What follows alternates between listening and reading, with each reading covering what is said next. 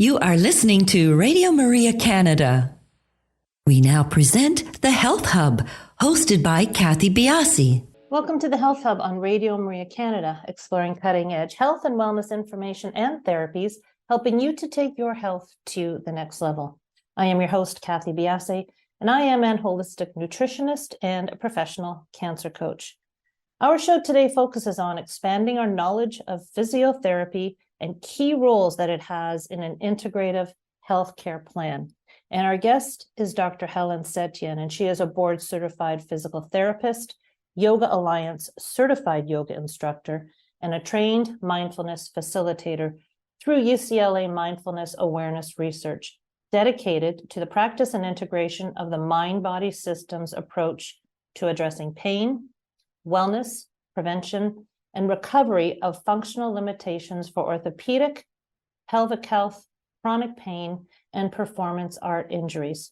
Helen obtained her Bachelor of Arts in Communication from the University of Southern California, Annenberg School of Communication and Journalism in 2006, and received her Physical Therapy Doctorate degree from Mount St. Mary's College in 2010.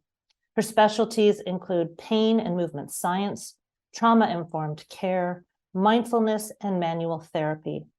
Helen Setyan extends her personal passions, clinical skills, and expertise through multiple rehabilitation, wellness, and meditation collectives, speaking engagements, and community outreach, including UCLA.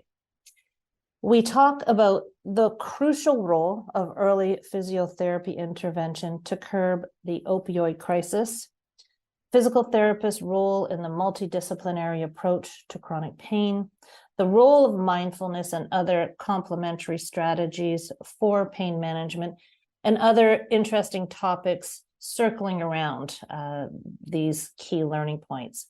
Please do stay tuned. We will be back in just a few minutes to speak with Dr. Setyan.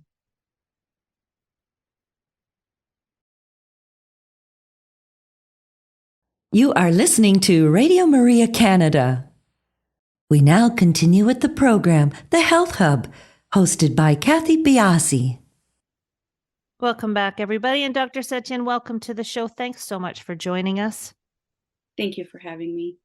We've heard your bio, have a bit of an understanding of what you are and who you are. But if someone asked you the question, this is what I'd like to get across to everybody, where do you think your answer would lie? Well, as far as we're talking about chronic pain, or what exactly? Well, in physiotherapy may not be the first line of treatment for a lot of health issues. I've done a few shows and I've really broadened my understanding of chiropractic work. And I think in some way, shape, or form, physiotherapy has some of the same resistance as chiropractic work in that it may not be where people put their thought processes in when they have a health issue. Mm-hmm, mm-hmm. And that's where I think it's important to educate people on our overall scope of practice and what we actually do. And I think there's a lot of misconception and maybe misunderstanding between what chiropractors do, what physical therapists do. That's part of it, but it's also the expectation around what physical therapy is going to entail.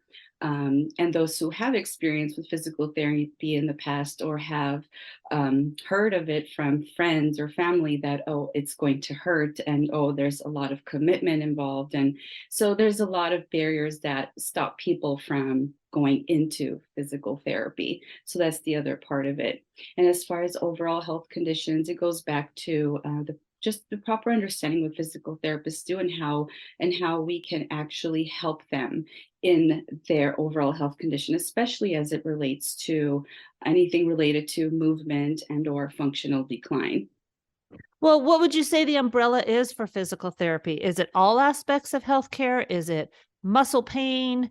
What would you sort of give as your CV as a physiotherapist? Good question. If you were to put under an umbrella, physical therapists diagnose and treat anyone who is undergoing any health condition that will impact their movement and function. So we are working alongside multiple people with multiple diagnoses, whether it be cardiopulmonary, whether it be dealing with obesity, whether it be with cancer, because I would say most of these diagnoses are going to impact their overall physical functioning. And so we are able to address those things and or limiting factors that will impact that. So we are looking at musculoskeletal system, neuromuscular system, everything that's related to bones, tendons, muscles, tissues, anything that's going to involve function. And you differentiate yourself from chiropractic work. Where are you similar? You just laid out actually some of the similarities. Mm-hmm. Where are the dissimilarities?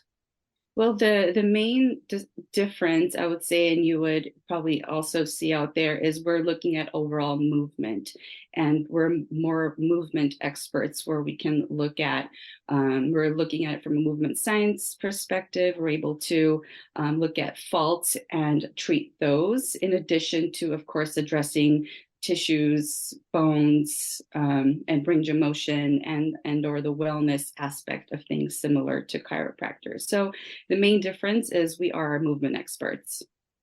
One of the, when we talked earlier, one of the areas that you specialize in is chronic pain management. And you say using trauma-informed care. What exactly does that mean? So it's for trauma-informed care, you are looking at all the various elements that are contributing to chronic pain, because in the presence of chronic pain, usually there's a traumatic episode involved, whether it be a car accident, whether it be repeated sort of injury and or re-injury. So when we're looking at chronic pain, we want to look at aspects of trauma-informed care in the sense where we're looking at the whole person.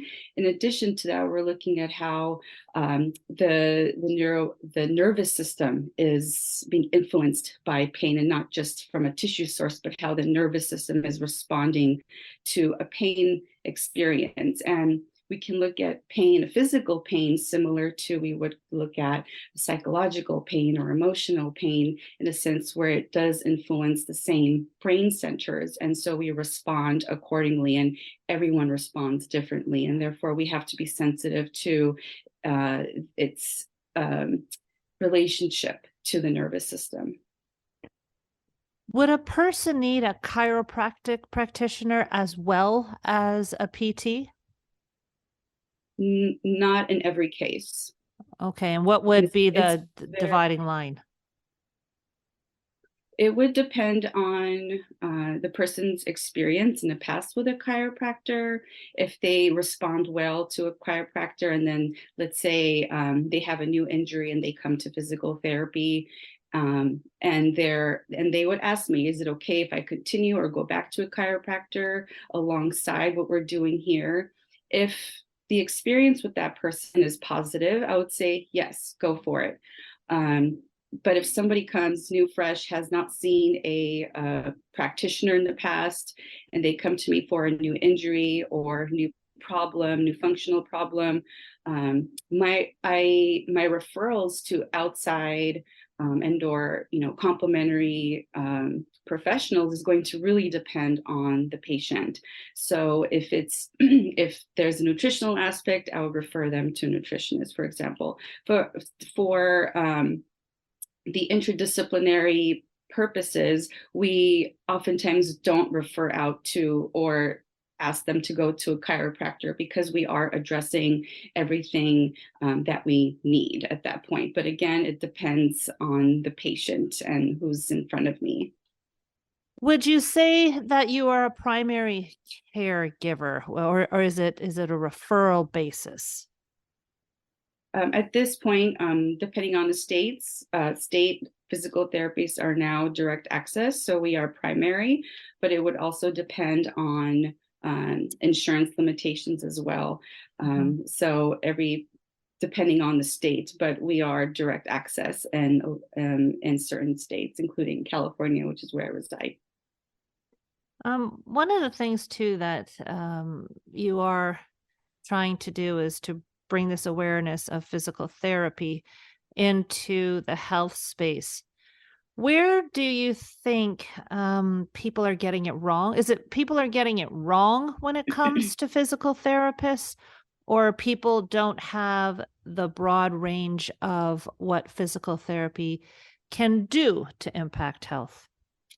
Well, I would say physical therapists are in the health space. We are in multiple settings: home health, acute care, hospital-based wellness centers. We are very much in the health space.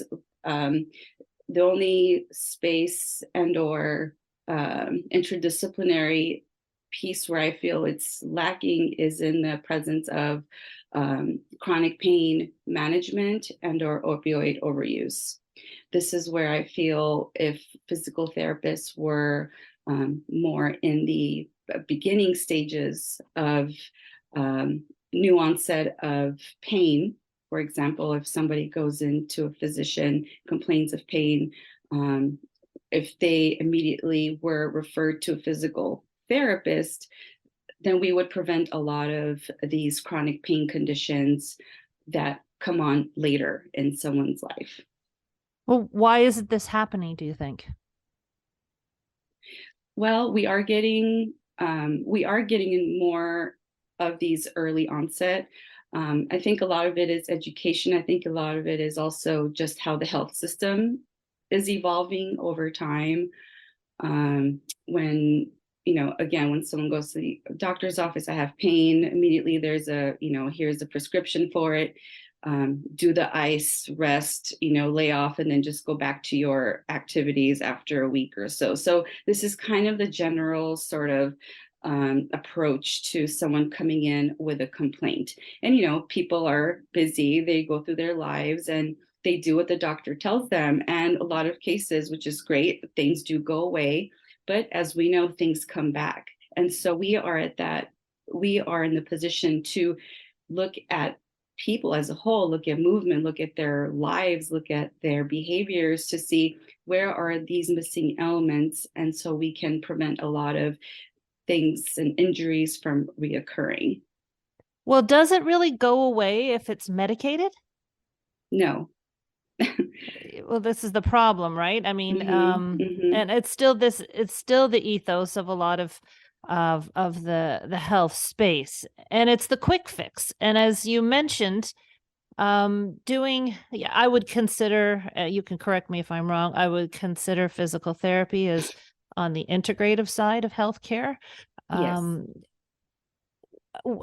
How are you able to bring awareness to this fact that a medication may be able to stop the pain for now, but we really need to get to the root of things? How are you aiming to address this in your space? We do this one patient at a time, on a one-on-one basis. A big part of what we do is patient education. It's a huge part of what we do. And a lot of patients come with, oh, I'm just here because I need to do it. My doctor tells me I'm going to go get surgery after this. It's like, whoa, pump your brakes.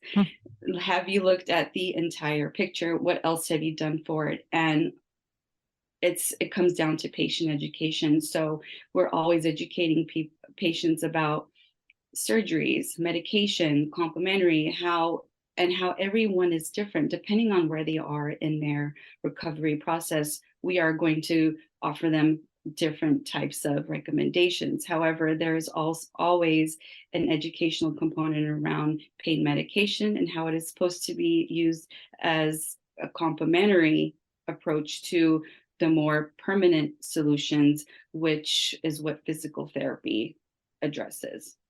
I think physical therapy is very commonly and well understood in the athletic space. We hear about it all the time. If a player gets injured, they are going for physical therapy. But is this a limited understanding of it to you? I mean, it's very frontline for athletes and people that are, using their body a lot, but it doesn't seem to be in the thought processes of the everyday person. And I'm just wondering why that might be. Again, like you said, it's front lines, people hearing about physical therapy if they're watching sports, injuries, and also personal experience, if there's an injury, surgery, the first line is physical therapy.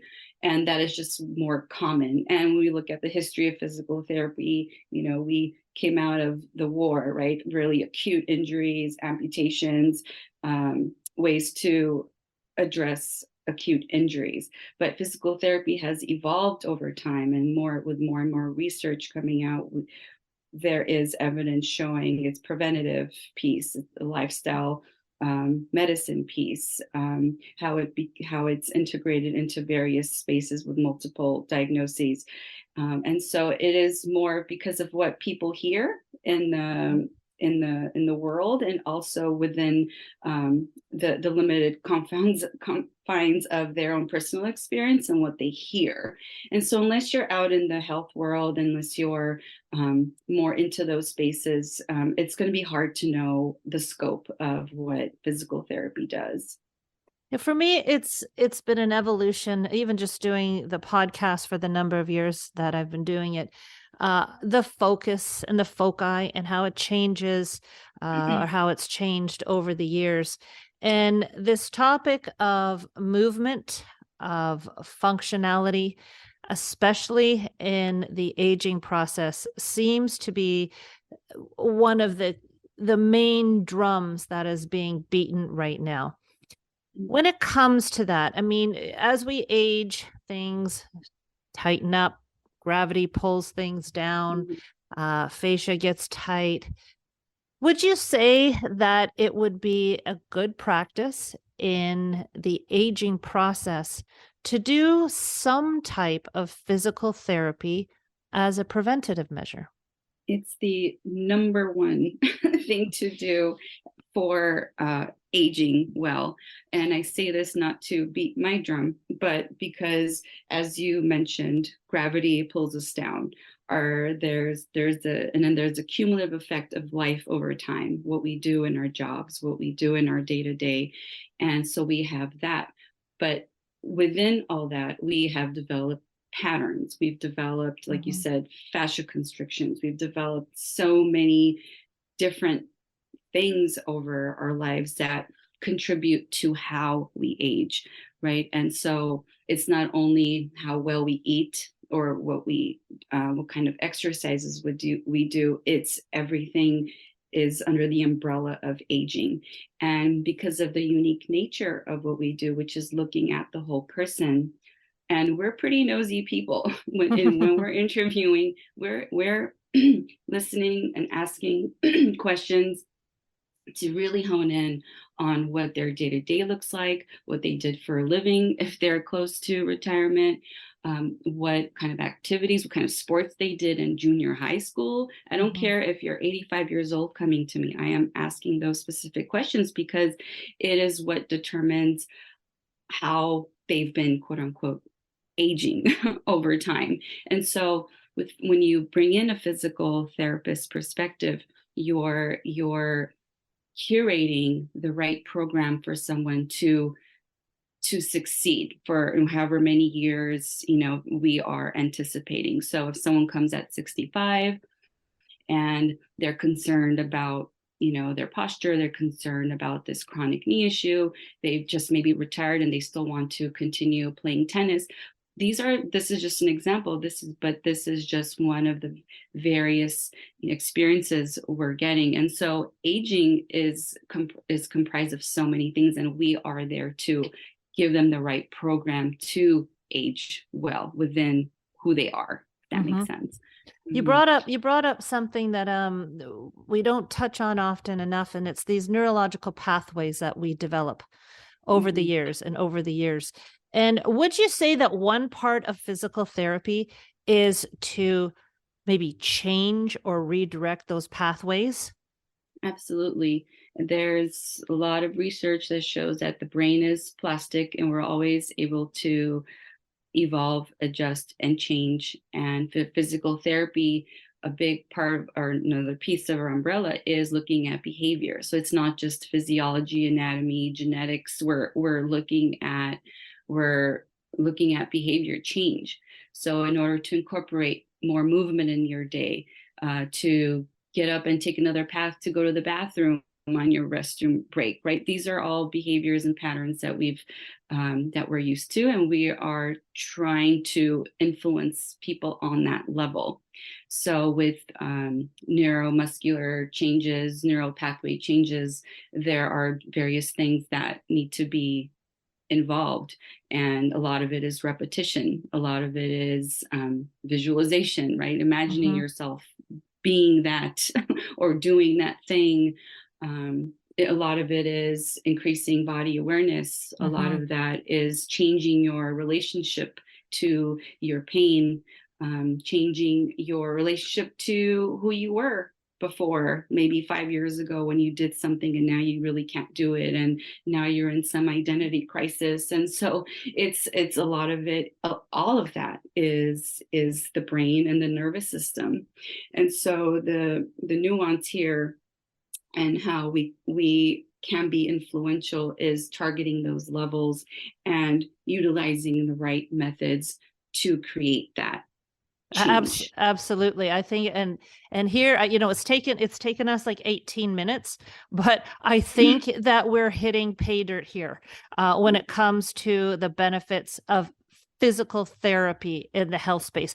I want to continue along this line of thought, but let's just take a quick break, everybody, and we will be right back.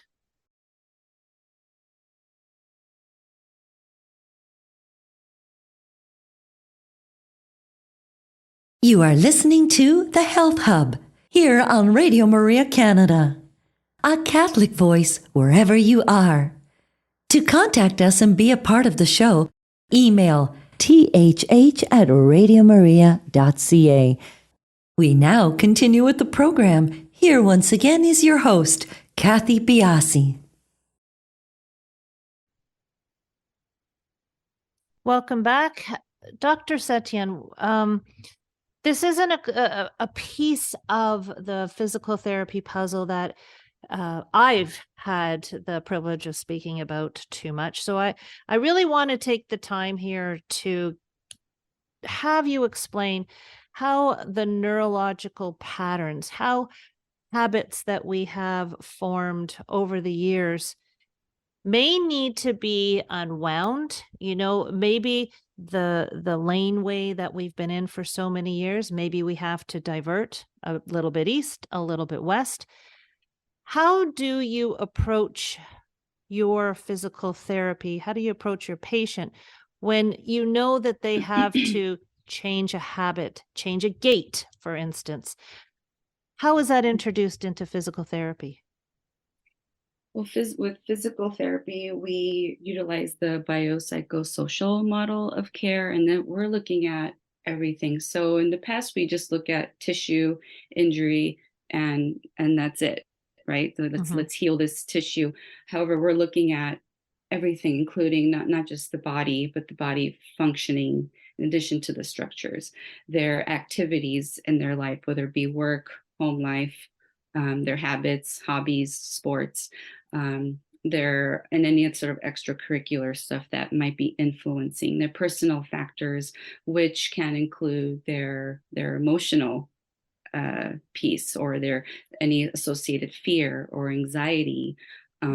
If they have any other sort of comorbidities, any health issues, and also if they have anxiety, depression, right? These are all the things that we are looking at in order to fine tune and influence the neural pathways. And a big part that is overlooked is the environmental factors that can be influenced as well, such as where they live, their social support system, or their experience with their healthcare providers in the past, their experience with their overall health condition in the past, and everything related to that.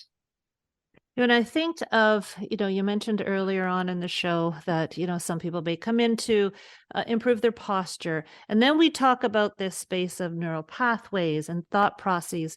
And, I can just envision as you were talking that, someone who is under a great deal of stress, someone who is depressed, right there, I can see where there could be a physical posture change, Mhm. right? And I can see how this idea of physical therapy goes so far beyond manipulation of muscles and tissues. And That's this is right. exactly what I wanted to drive home to people. And we just can't get beyond the emotional aspect in any realm of health. And that is just becoming more and more apparent when we start to dig deep into these areas. And I venture to guess, you mentioned also earlier that people may have sort of a knee jerk, I don't want to go to a physiotherapist because it's going to take a lot of time. It's taken a lot of time to develop maybe pathways that aren't serving us. So it does take some time to unravel it, doesn't it? That's right. And that's a huge part of the patient education. And I'm having to tell people all the time, it's like, how old are you? Okay, we've had this many years to Hmm. develop what we have developed and where we have come to. And so how do we unwind? How do we rewind? And then how do we rewire? And so it's really looking at all these influences in our life, in our past and present, in order to get to our future.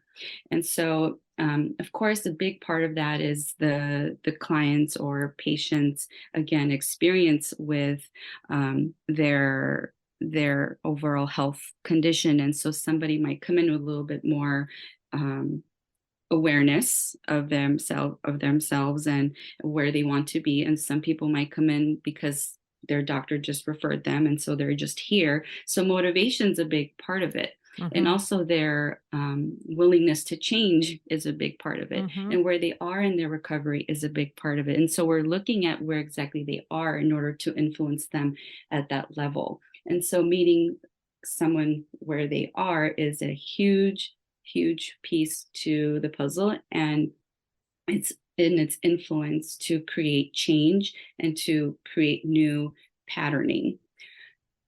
This mindfulness piece, again, the emotional aspect, the mindfulness is just in every aspect of health. I'm a nutritionist, you guys know that. And the longer I am in nutrition, the more I see how other pieces of the health puzzle are so needed for nutrition to be at its optimal. It seems to be the same in all these spaces. I've started a new form of exercise. I'm doing the Olympic weightlifting, and I Mhm. have a coach, and I can tell you firsthand one of the hardest things for me to do is these pathways that I have been doing wrong. And when it Mhm. comes to something as detailed as this weightlifting, I spend a great deal of time just thinking about doing a little thing differently. It is a hard thing to do, isn't it? It is absolutely hard. Again, it's years and years and years of Yeah. conditioning. Yes, and you put it, you emphasize a good point, which is thinking about it. So visualization, huge, especially in sports. Hmm. Often the athlete is visualizing the movement before it even happens, and research shows its effectiveness and how it is performed. And so that's a huge part of it. Absolutely. I get, she takes videos of me. They're not Mhm. very flattering. Hopefully I'll start looking a lot better. Um, and she'll tell me, I want you to, make sure your knee is out. And as much as I try, it's like, oh my gosh, like I'm trying. And it's Mhm. just repeat, repeat, repeat. And it can be a frustrating journey. And I think the mindfulness aspect, the way that you approach your clients and saying like, this is not a short-term fix. But again, Mhm. and so, just evidencing here in our conversation how many areas you hit, it just shows you Mhm. how many areas can benefit from the mindfulness piece of physiotherapy. And if nothing else comes from this show, I think this is a key area that we've had, 20 minutes to dig down to get. I think it's a great opening for people. I Oh, don't want to I absolutely. don't want to run away from the show before we get to talk about we've talked a little bit about pain management, but you specifically mentioned the opioid crisis in some Mhm. of your discussions. And that is a serious issue. And how can physical therapy work within this space of pain management?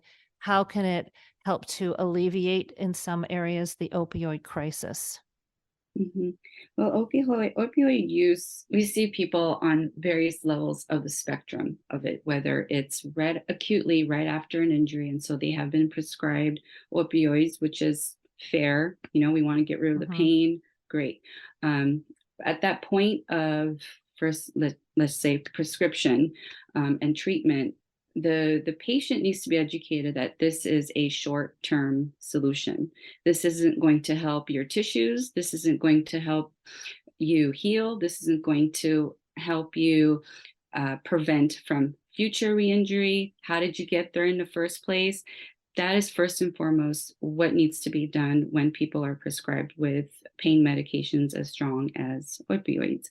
And then we have people who come in later on, perhaps more in the chronic pain cycle, where they are still utilizing and are still in their chronic pain cycle. Again, no education, maybe lack thereof, and we get them later in their recovery, and so we're having to work a little harder to get them to wean. Of course, now we're getting to the point where we have to work alongside with the physician, and the patient needs to be a huge part of this, and them wanting to wean off and move into more softer forms of medication and or complementary modalities to get them out of this vicious pain cycle. And so we see them across multiple spectrums, and so physical therapy can address them accordingly based on where they are in that. And so, of course, if they're coming in with pain, they're on opioids, we are already prescribing them movement, corrections, exercises, other forms of pain management, whether it is mindfulness work, whether it is grounding or visualization, things of this nature that have been known to help with pain modulation. And so physical therapy can really meet the patient where they are in their opioid journey. Is this a large part of your practice? A large part of our practice is, of course, pain management. And one of the main questions we ask is, how are you managing pain? Topical creams, hot packs, cold packs, pain medicine. Okay, how often? When's the last time you used it? Okay. And so depending on, and this is part of a normal conversation because we want to see how their pain is being managed. If they tell me that they're still using strong opioids, then that's the entryway of education of how long have you been using? Has it been working? Are you still talking to your, so now we go into a deep conversation around how well is this patient being managed for X amount of time, because we know the direction of the medicine as a whole. I'm assuming that to have the benefit of the neurological manipulation, they have to be weaning off of the opioids. The benefit of the neurological piece of physical therapy, the reworking of pathways and so forth. Do people have to be off painkillers before this can start, or is it a weaning process? It's a weaning process. It's what the patient feels comfortable with. We are teaching new skills, right? And as we know, when we're learning new skills, we need as little distraction as possible. We need to learn things bit by bit. So if this medicine is allowing them to learn, be present, that's great. But there is a timing for that. And so eventually you want to say, okay, are you still using the same amount? How have you managed these new strategies? And so a lot of times it works alongside the use of pain medicine. And are you working with the medical team at this point? Are you in integration with them? And where I work now clinically, we do have access to the physicians and we're in communication. And if there is a point of where we need a follow-up with the physician because we feel there's something missing, then there is a constant back and forth. But if someone is actually on, medicine-assisted therapy, that's a conversation that's being had with the physician alongside the patient. You yourself have many certifications, physical therapist, but you're also a yoga instructor, and you're a Yoga mindfulness. instructor. Mm-hmm. Yep, and you're a mindfulness facilitator. Mm-hmm. Did you were these after you became a physical therapist and you wanted to, broaden the scope that we've been talking about?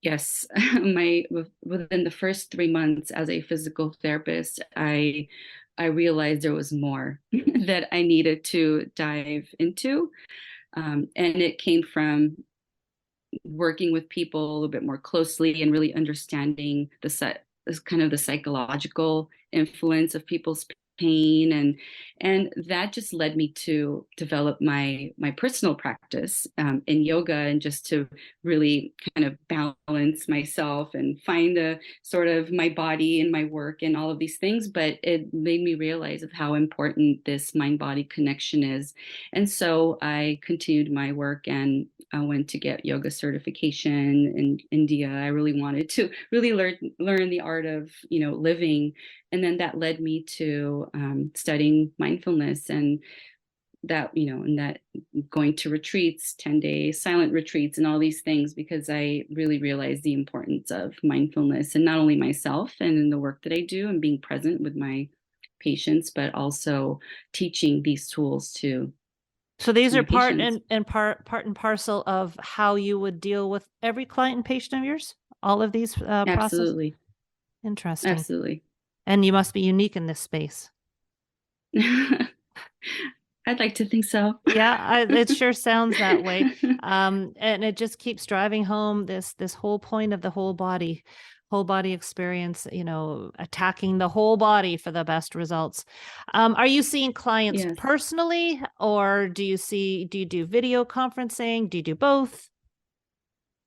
Both, mostly in person again, since we're now available and Mm-hmm. accessible and after this pandemic. But that was challenging in itself, to do mostly video. And that was the, you know, sort of the talk, like, how can physical therapy do video when Mm-hmm. it's such a high touch profession? And I actually have been on, during my dissertation in PT school, my piece was on telerehabilitation, and that was 10 years ago. And at that point, it was just unheard of, like, Forward why? thinking. Yeah. And so I continued to be an advocate in telerehab, and then the pandemic hit, and this was a perfect opportunity to actually practice this, because now is being utilized within the university system and other wellness spaces that I was in. And virtual physical therapy has really shown to be effective. I have led people from day one of care to discharge with significant improvements without me Mm-hmm. even touching them, which just points again to how important mindfulness is, and how patient education is, and how those two things can really create independence in a person and empowerment to create change for themselves and create new patterns. So that's why I hang my hat on a lot of these strategies and improving the mind-body awareness in It, people. and 3 years ago, it would have been a silly question to say, as a physical therapist, are you doing video work? But I That's ask that right. all of the time now, because many practitioners have transitioned to Mm-hmm. only online work. If people Mm-hmm. wanted to get a hold of you, I mean, our show is based in Canada, but definitely is heard around the world. So you Mm-hmm. could get some private care patients looking to get a hold of you. But do you have a website that people can go to get information about different topics? Yes, people can find me on Well and Flow boneflow.com. That's the website. I have an Instagram handle, Well and Flow Physical Therapy, and there they can find a lot of access to information on these topics around mindfulness and chronic pain. I also have a monthly newsletter that I put out on these topics, and people can sign up with their email and I can provide them that information. Oh, that's wonderful. That's wonderful. I really want to thank you for being on the show. I think we really did, we set out to sort of show how physical therapy can be a little bit different than what our mindsets are. And I think you did a great job of elucidating that for us. So thank you for being on the show. Great. Thank you so much for having me. Everybody, we will talk to you next week on The Health